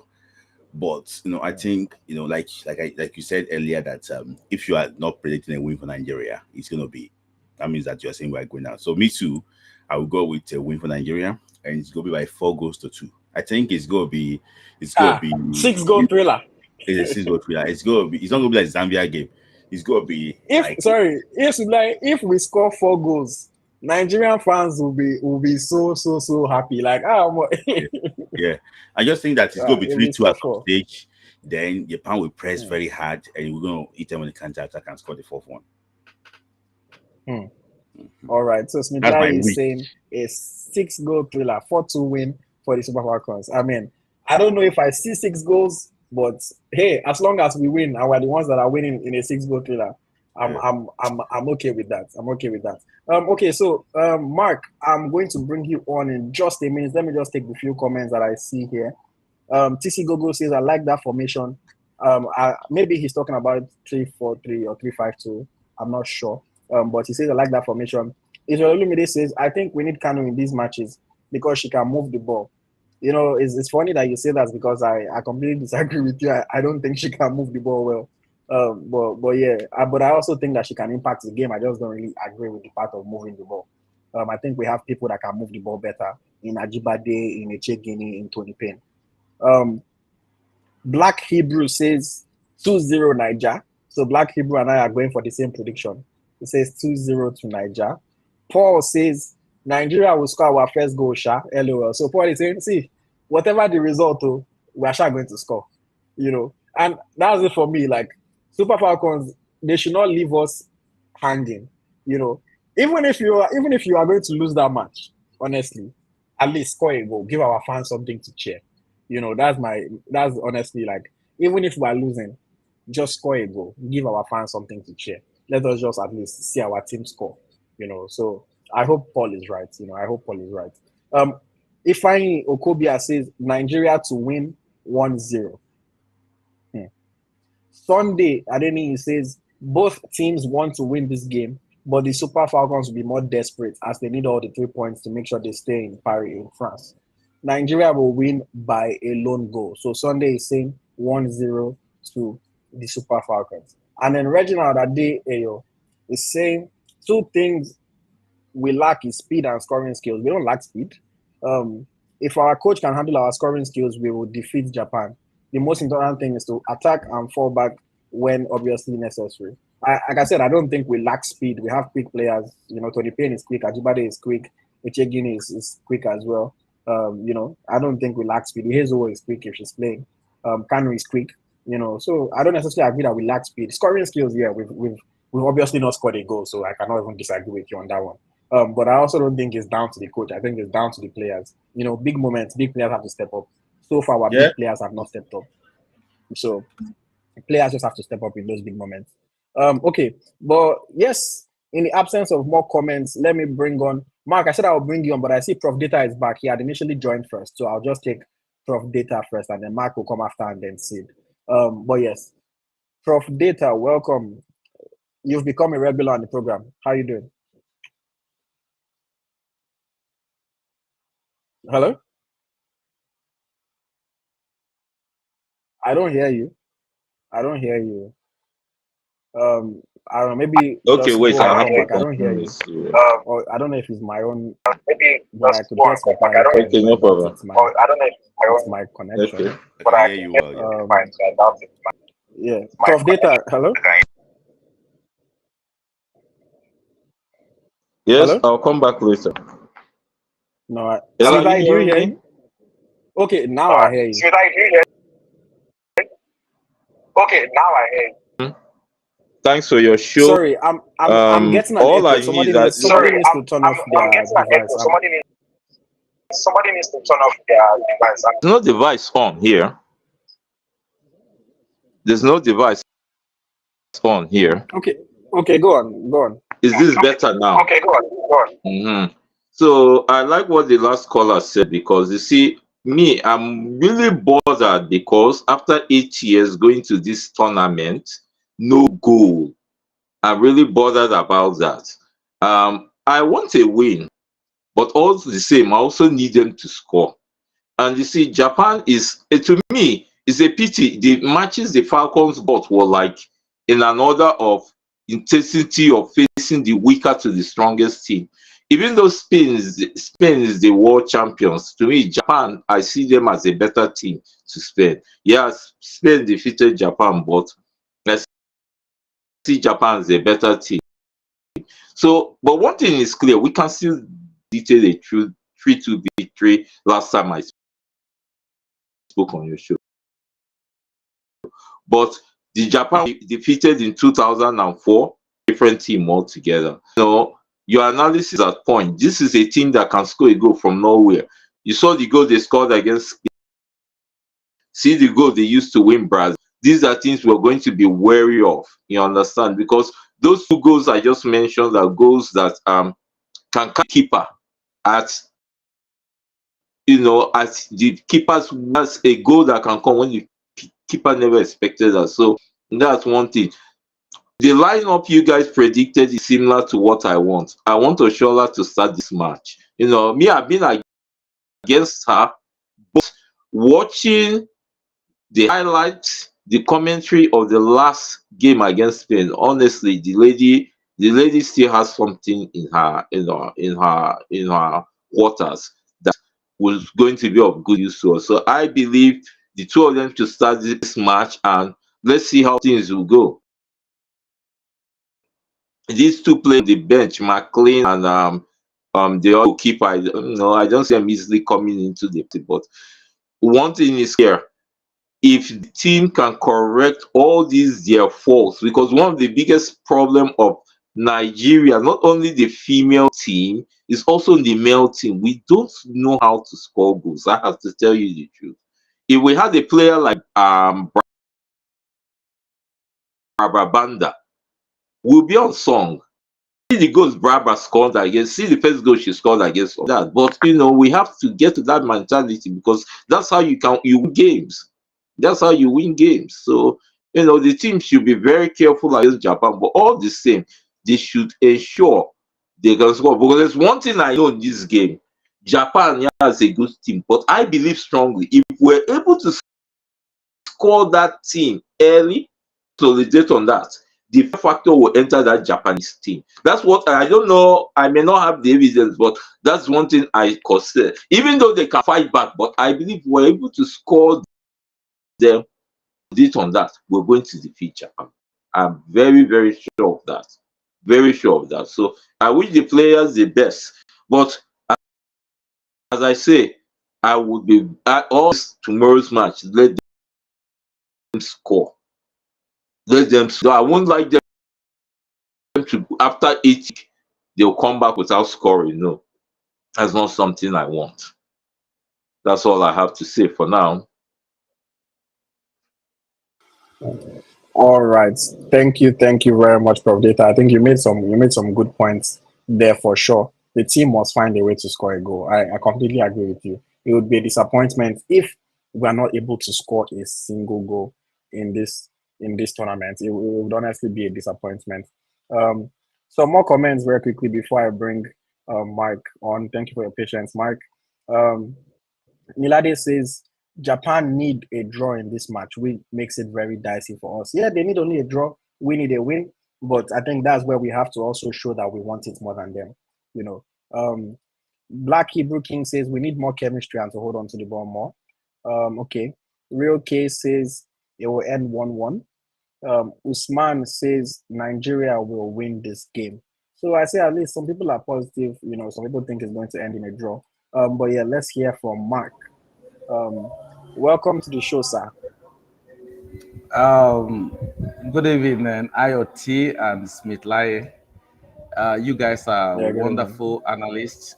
I followed your commentaries Thank you. and your analysis. Um, but Super Falcon is going to play the match of their life tomorrow. Mm, No doubt about it. As much as the Japanese know that they just needed a draw and we need a win. It's going to be very dicey. There'll be a lot of dead balls that may result to an unpredictable goals. And I've watched clips of the Japanese team in terms of cohesiveness they are, but something is going to play against them, and which is height. They don't have it, but mm, they are very intelligent. And they also have the never die spirit. If you watch the game against Brazil, you will notice that at the 85th minute, at 85th, when we considered a goal was when they equalized. They came from behind. And before they thought the game mm, was over, at the end of the day, they discovered that they won the game. So it's not going to be an easy mm, game. It's not going to be an easy game as much as we want to win. Yes, if we did win, it's okay. It's okay. But it's going to be a tough one where you need to bring in doggedness, when you need to bring in skills, when you need to bring in skills. And at the end of the day, you talk of prayers. No doubt that we've had lackluster performances in the two games that we played up front, yes. But it's a teamwork, and we wouldn't even know the mandate that the coach even gave them. Probably he must have told them that please don't be too offensive. At some point, you can still withdraw back to support because you know very well that tomorrow the game is going to be open. Super Falcons stands to lose nothing. After all, they're as good as what happened to Cote d'Ivoire when everybody thought they were off and they just came back. But if they skate through this hurdle tomorrow, then be rest assured that you will get a lot of positives. In fact, the first thing, if they're able to get early goals, you will see the scoring mm, prowess in these ladies. So I have faith in them. I don't follow Super Eagles much, because of the politics that go on in the glass house and stuff like that. I follow Super Falcon, and you can see I'm still in the office, and I appreciate your analysis. When I hear you people talk, I just sit back to say, okay, you people have the time to follow, study games like that. Now, I think Pro Fata said he would actually recommend Macmillan. Macmillan, I think, plays for this Asian League or the Mexican League. Is that Asian that he plays? Who? Macklins? Yes, Russian Macklins. league.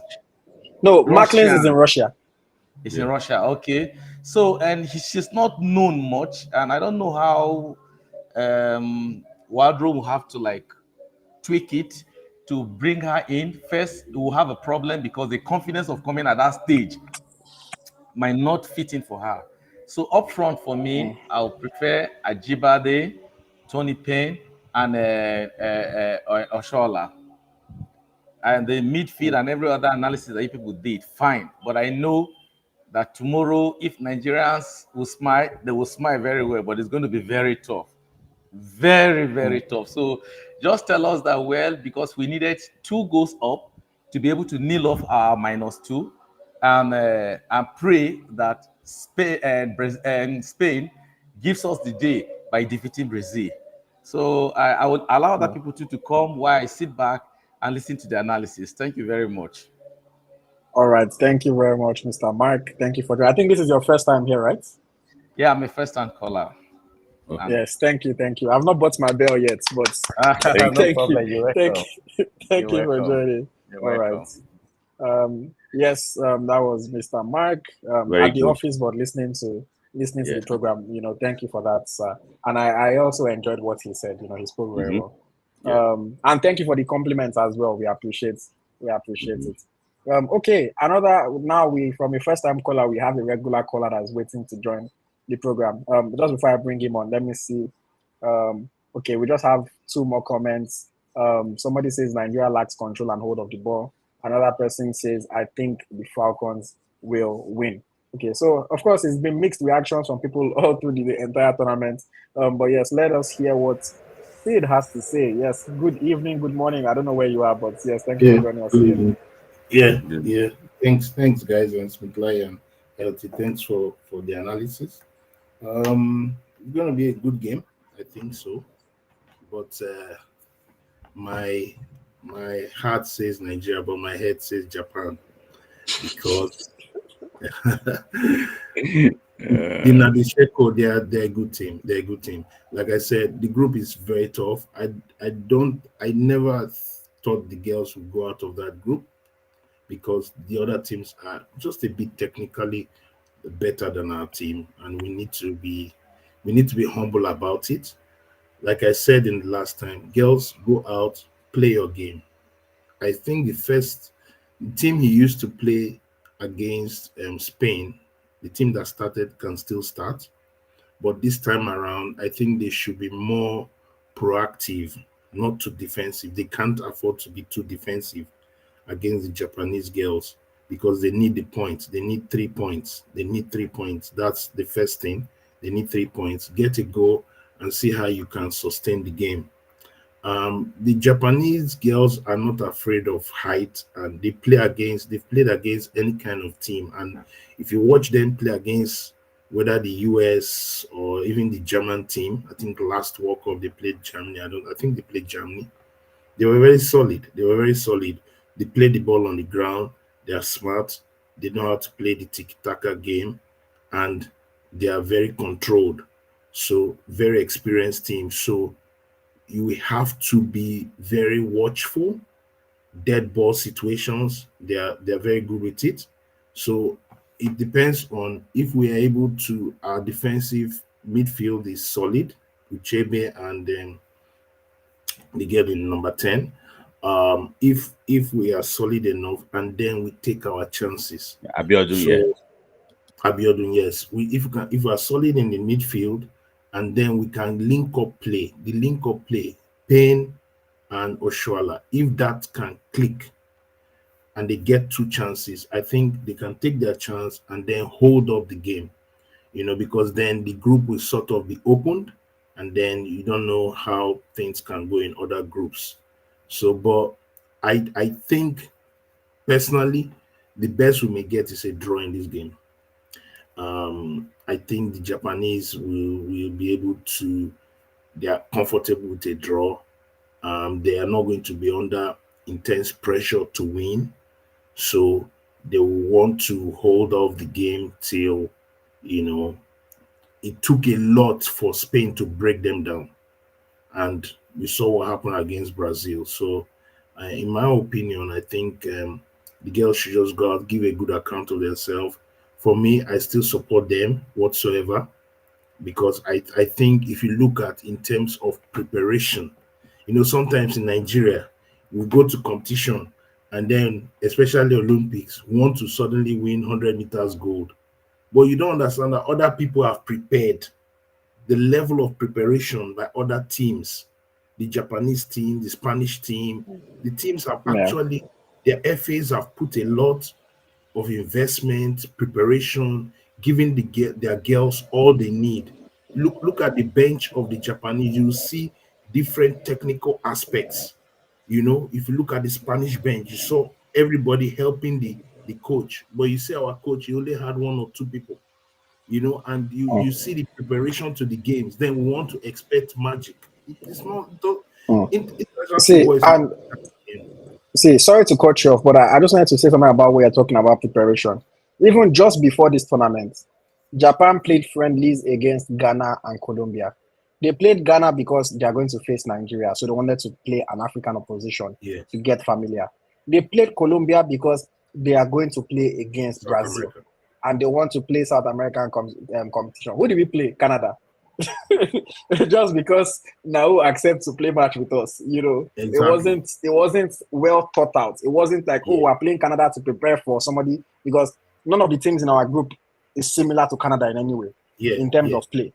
We just played them because now the match where we shall get be that. It's match we got. Yeah, but go on, sorry. So if you look at our preparation, and if War Drum talks now, they'll say, "Oh, War Drum talks too much." So the man just said, "You know what? I'll just go with what I have now. I know my girls." So I think he's working with. I know these girls. I'll try and prepare them enough, psych them enough, and then they'll go and play their best. And these girls will soon go back to their leagues. So I look at it as, we expect so much, but we don't also understand that to get to that level, there's a lot that goes in behind the scene to prep a team to succeed. And so I will never blame those girls, because if you look at a lot of backroom things, where they get to, they've achieved. So what they need to do is try their best tomorrow, go out there, play some attacking football, hold on to your ball when you need to hold on to your ball. Don't be afraid of the Japanese. You're not too far from them. Play out your best.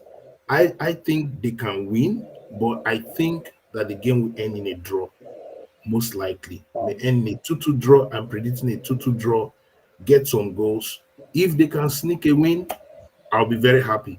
But I think it's going to be it will be a hard sell for them, but they'll make themselves proud, they'll do well, and that's what we can afford. And then it will help us. I pray that the glass house will look at it and not just start hounding World Drum, but support him for the Nations Cup, support him for the next outing, so that he can build a solid team, but I don't know. The NFA is even confused with the Super Eagles. So how much more would they do they have time for the Falcons? So it's very sad they are not giving the girls the best, option. Like I feel that they prepared more for the World Cup than even the Olympics. They prepared more for the World Cup, and you saw the Oh input. yeah, for You sure, saw for what sure. happened. Because even I interviewed multiple players from the team, and that's one of the things that they all mentioned, that this preparation for the World Cup, that since they've been playing for Super Falcons, is the most that they've ever prepared for anything. This Yeah. Olympics, they had a training camp in Spain, but they only played one match. That's honestly, like I just mentioned. So and I you don't saw really the World Cup, know what they that match. faced tough teams, and they were able to stand their ground. And I think it's that experience of the World Cup that is they are working with in this Olympics. But you needed practice, you needed match sharpness. especially for some to of keep them that just improving. finished. Yes, yes. So I wish them the Okay, best tomorrow. I want to ask you one question before you go. And I ask this question because you said something that I've said something similar in the past. You mentioned about how we are playing against tough opposition, so people shouldn't knock the girls too much. People should understand. And I've said this in the past, and somebody came for me and said, "IoT, that is a defeatist mentality. Now, how No, can you say that they should listen? What would you say to that person?" it's not a defeatist mentality. It's understanding that this is your level. You need to first of all know your level, and then you can now aim for the highest. It's not that we don't want them to aim, but when the girls put out everything they can, you know that okay, there's a quality that is above where they are now. And the truth is that if you watch Falcons from me, I started watching Falcons from 1999 during the time of Okoseme, all those girls, we were watching them from Messi Akide them. Nigerian goalkeepers were the worst. So when I see, no, it's true. When I see our current goalkeeper, who is, I think she's among the top 5 goalkeepers in the world, we have improved it. And for the first time, almost 3/4 of the team, or if not all the team, are playing in Europe. Our girls were not playing in Europe. We used to play in Rivers Angels. We used to play in, all the female teams in Nigeria. So the level has upped. So if you face a Spanish team or a German team that is different level, their leagues are top level. The football is different. So Sorry, why see, do you I want to ask you one question. Sorry, just sorry for getting you. For those that are tackling us that we should not respect opponents, please, can you always tell us the score between Nigeria and USA? Then discuss between when we used to play them before? when we used to play them before, what is you? So because see, when you talk the now, people will first think that let 7-1, me start from 1990. I think 1999 right? we played 7-1. Italy.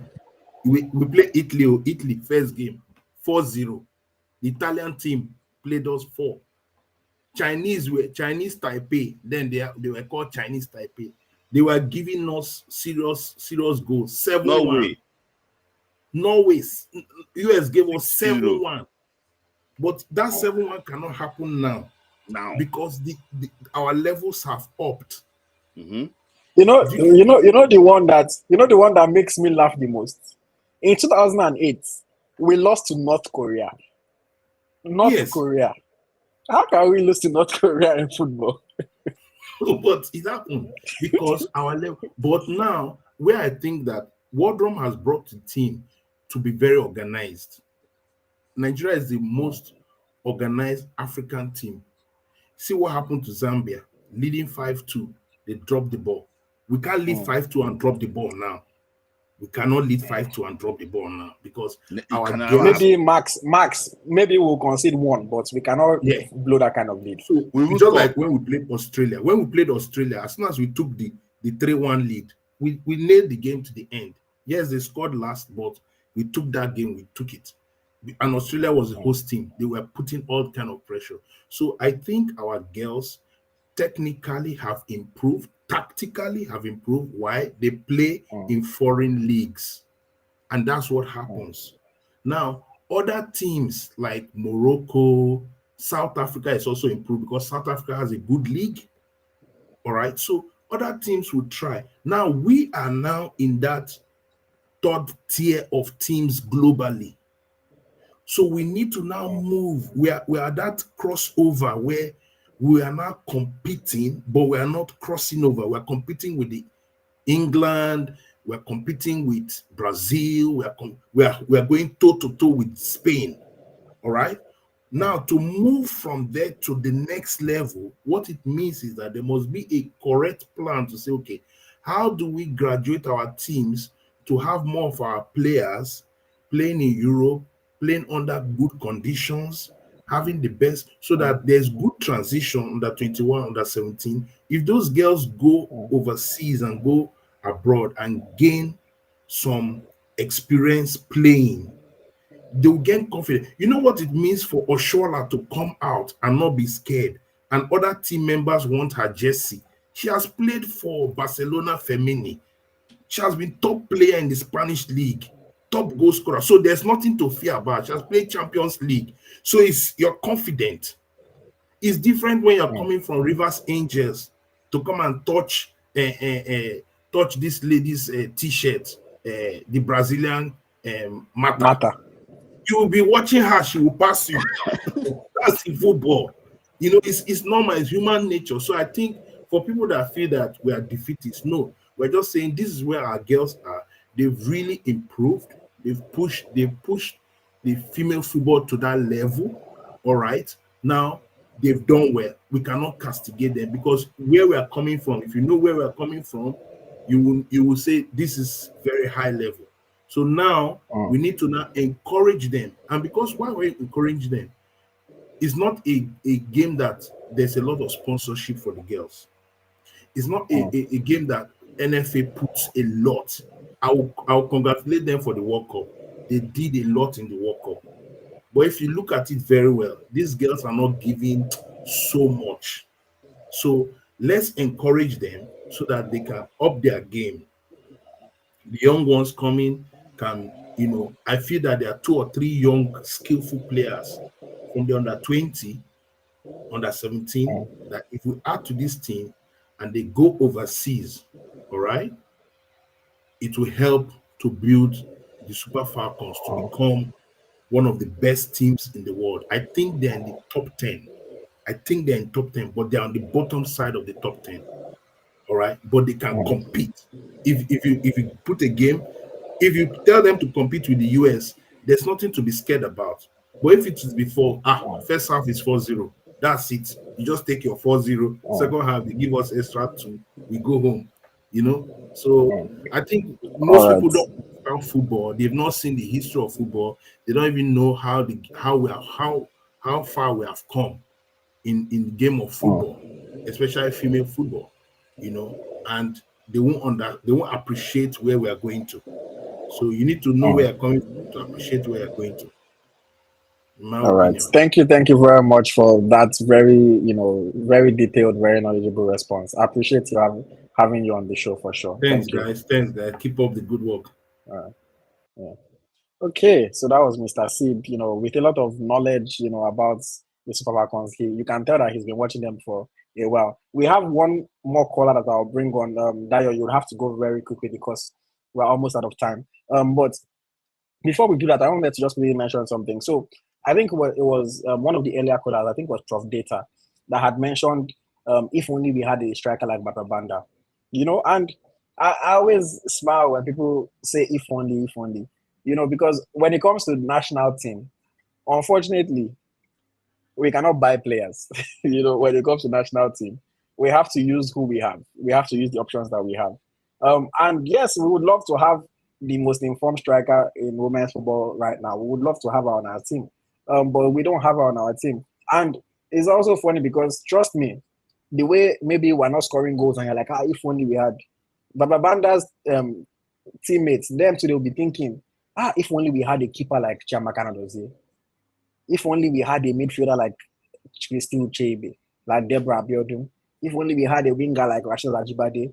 So believe me, as much as maybe there's something that we don't have and we're looking at other countries and saying if only we had, they too are looking at us and wishing that they had some of the players that we have.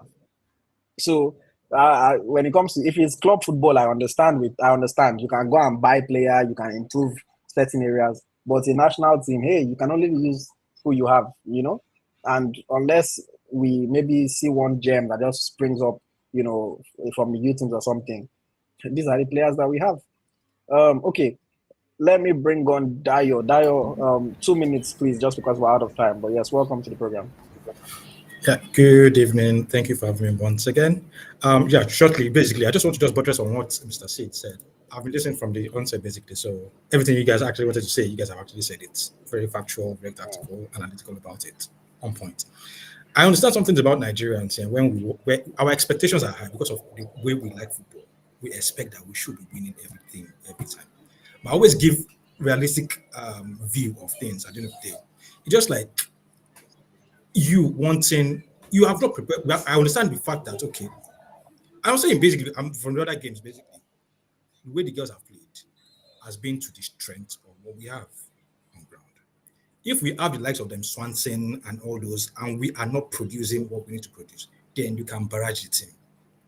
We understand that. The quality we have right now, we are way better than what we used to be back in the days when it comes to results. When it comes to results, as Mr. Sid said, basically, when we play in the US back in the years, we will be considered like water anyhow. But right now, we are defending, and we will, if we were to be taking our chances, it have been better. We won't be saying what we're saying right now. Just like you don't have the tools to fight, and you're going to fight a war. I was having a discussion with somebody yesterday. It was actually quite like that. It was like saying you want Nigeria to go and fight Russia with just a weapon, just a pistol. It's not possible. You're never going to win that war. Yes, you can be tactical, you can be good, but it's going to be difficult. You can win, but you shouldn't expect it all overall. But if you're able to, I can match them toe to toe, and you at least, we should be praising these girls for what they've done and what they're actually achieving right now. Funny enough, against Japan, I think we have better chance against Japan compared to Spain, because I never gave them a chance against Spain. I think I told you I was even expecting a 3-1 at the barest minimum. But against Japan, I think we have better chance against Japan, realistically. Toe to toe, we can at least go with them toe to toe compared to Spain. I was watching actually their games. Japanese are pretty much fast. Tactically, they are, and they are disciplined. Tactically, they are sound. But as long as we play to the strength, I said, World Drum is actually very much key to success tomorrow. How we set up the players, basically, is actually key to what we're going to achieve. I think I'll just round up there, basically. All right.